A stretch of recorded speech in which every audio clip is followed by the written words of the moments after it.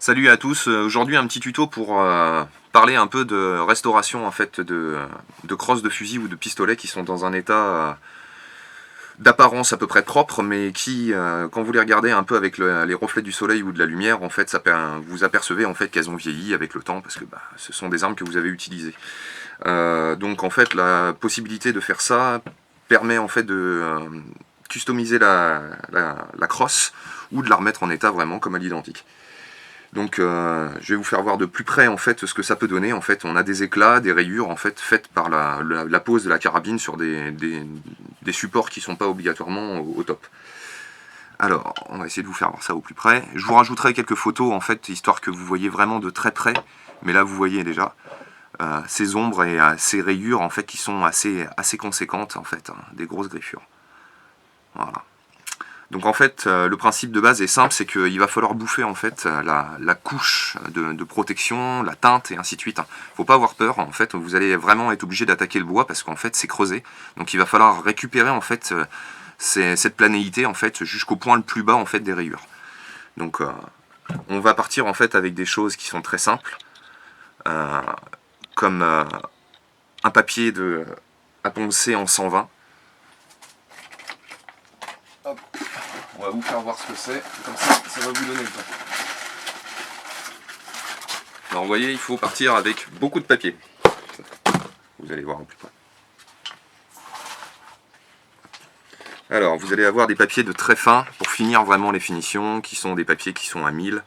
Voilà, là vous voyez c'est marqué en haut. Donc ce sont des papiers avec une texture vraiment très très fine, comme de la soie. Donc, mais il va falloir partir avec des papiers qui sont vraiment plus robustes, voire même encore plus bas. Hein, version comme ici, vous voyez qui est très rugueux en fait. Hein. Il y a vraiment une accroche, ça bouffe. Quoi. Il faut faire attention de pas...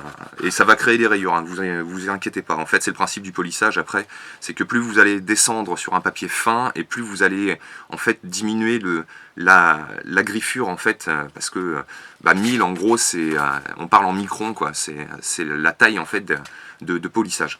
Et si vous voulez avoir quelque chose qui ressemble à être verni, alors que ça soit du métal ou du bois, après il faut descendre jusqu'à des 1500, 2000, voire même 2500 de granulométrie. Voilà, donc avec ça, après, ça va, vous voyez, tout style de papier, hein, peu importe, l'important en fait, là vous voyez, il y a du 180, là on a du 120, on a toutes les sortes de papiers possibles et imaginables, du 600, enfin voilà. Il faut, et un vieux truc qui marche très bien aussi, c'est la paille de fer, voilà, la laine d'acier ou autre. Ça, ce genre de choses aussi est très très efficace pour commencer à rectifier en fait des gros défauts, sans trop rayer. Voilà. Gardez toujours aussi des morceaux qui sont usés, parce qu'en fait l'avantage d'avoir des papiers usés font que vous allez avoir une granulométrie encore plus fine, et donc de peaufiner certaines zones et de garder des papiers que vous allez pouvoir plier, sacrifier pour pouvoir faire des zones un peu inaccessibles. Donc surtout ne jetez pas, jetez vraiment qu'en dernier recours quand les papiers sont vraiment morts, mais gardez-les tant qu'ils ont un peu de grippe, gardez-les, c'est toujours intéressant.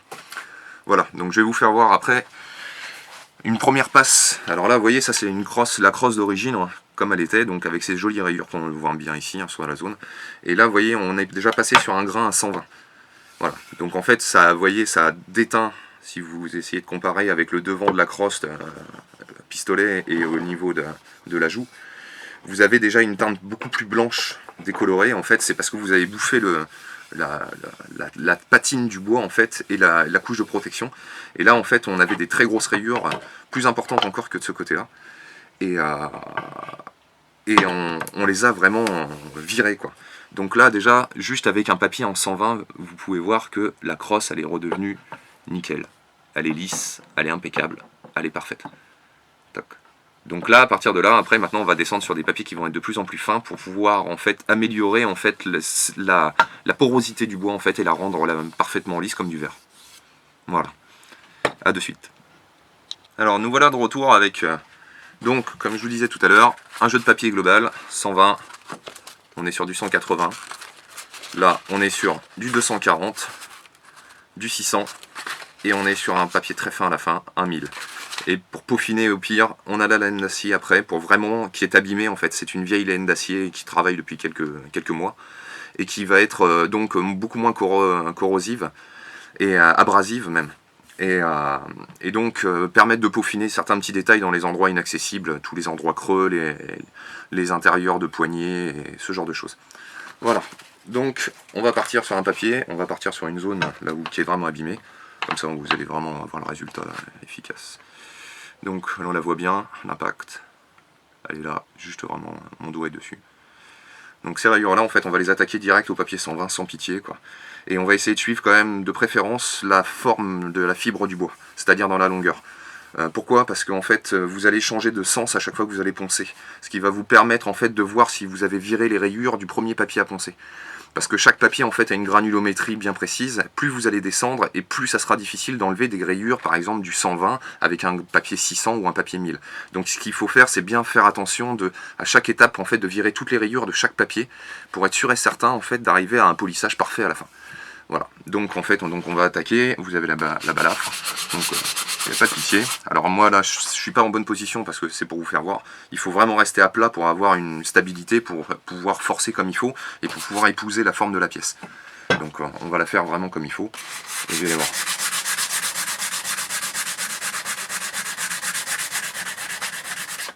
Donc le papier s'encrasse en général, donc soit vous avez option 1, vous avez l'impression que le papier est mort. L'option 2 en fait c'est de le frotter en fait sur un bout de tissu qui va permettre en fait de décrasser le papier. Alors si vous ne le faites pas assez régulièrement, vous allez avoir des encrassements quand même qui vont se faire, mais ça permet de récupérer le papier quasiment à neuf, parce que c'est du bois, donc avant d'abîmer la trame qu'il y a sur le papier à poncer, vous allez avoir du temps. Donc profitez de le nettoyer au fur et à mesure, et en plus ça travaille beaucoup mieux, ça évite de forcer comme des nazes, et vous voyez, là le papier est déjà sale, et hop, un coup, et on est reparti.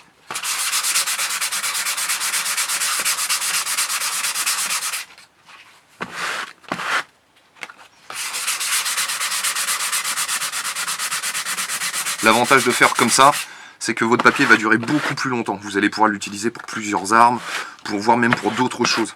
Moi, ces papiers-là servent à beaucoup de choses. Je fais de la carrosserie avec, je fais beaucoup de conneries en fait. Donc, c'est le côté très positif et très économique. Alors, pour information, des pochettes de papier, suivant la qualité du papier, suivant si c'est du professionnel ou pas, vous avez des papiers qui vont de l'ordre de... Allez, les 5 feuilles vont de l'ordre de 3 € à 10-12 € suivant la qualité des papiers et la finesse des grains. Voilà. Donc c'est un produit qui est assez accessible. En général, si les gens sont un peu bricoleurs, parce que quand vous vous engagez à faire ça, c'est que vous avez déjà fait quand même quelques bricolages chez vous, de la peinture, ce genre de conneries, vous devez avoir déjà quelques bases chez vous, sans être obligé d'investir.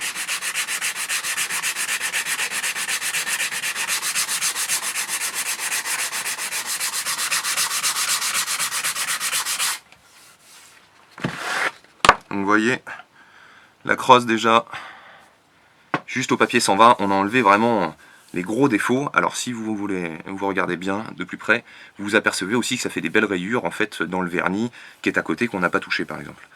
Donc ces rayures là, après il va falloir les virer. Donc ça c'est le côté après de passer sur des étapes différentes. Alors là je vais couper 5 minutes parce qu'on a quelques gros impacts, donc il va me falloir un peu de temps pour vraiment les peaufiner, parce que ce sont des impacts trop creux. Donc en fait, soit je vais les reprendre sur la longueur complète pour homogénéiser, pour éviter les ombres avec la luminosité, soit tout simplement, là on le voit bien l'impact, il est là, il est au bout de mon doigt. Voilà. Et ça fait, pour vous donner une idée de profondeur, là il y a un impact qui doit faire un bon millimètre de profondeur, quoi. Donc ça commence à être assez conséquent. Donc on en a d'autres de partout sur la carabine, en tout cas sur la boiserie de la carabine.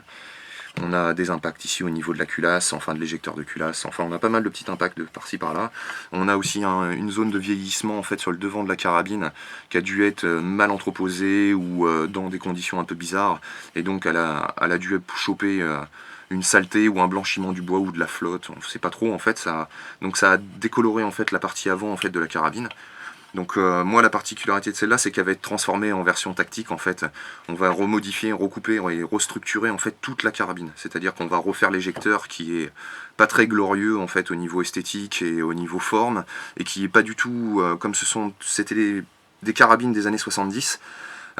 C'est une carabine en fait qui est comment vous dire, fait à la chaîne, on va dire ça comme ça, un peu automatisé à l'époque. Donc en fait c'est pas toujours ajusté parfaitement. Donc là on va reprendre en fait ce passage là par exemple, on va modifier en fait la longueur de la crosse parce qu'on va essayer de la passer en tir longue distance. Voilà, en fait l'idée c'est ça. Donc on va la passer en tactique et longue distance. Donc on va la calibrer vraiment parfaitement par rapport au tireur. On va lui rajouter une joue. On va lui rajouter un bipied. On va lui rajouter aussi une grenadière en fait qui n'existe pas sur la structure. Enfin c'est un petit tuto qui va durer pas mal d'épisodes en gros. C'est un joli travail. On va lui refaire un pommeau aussi laitonné. Vous voyez, ça va être une des premières choses que l'on va faire aussi. Recréer un pommeau sur mesure laitonné.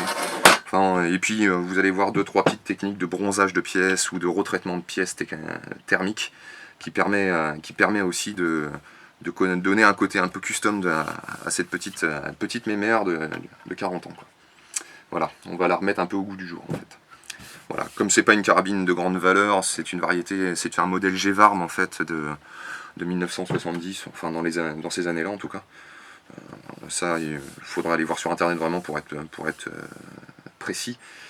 C'est une carabine de droitier. Je vous dis, après, on va essayer de la remettre un peu au goût du jour. C'est pas une carabine vraiment de grande valeur. J'aurais pas fait ça sur un Mauser ou sur un Nagant. Enfin, il y a des carabines que j'aurais pas touché. Enfin. Voilà. Donc, à tout à l'heure pour la suite. On va passer sur les autres étapes de ponçage.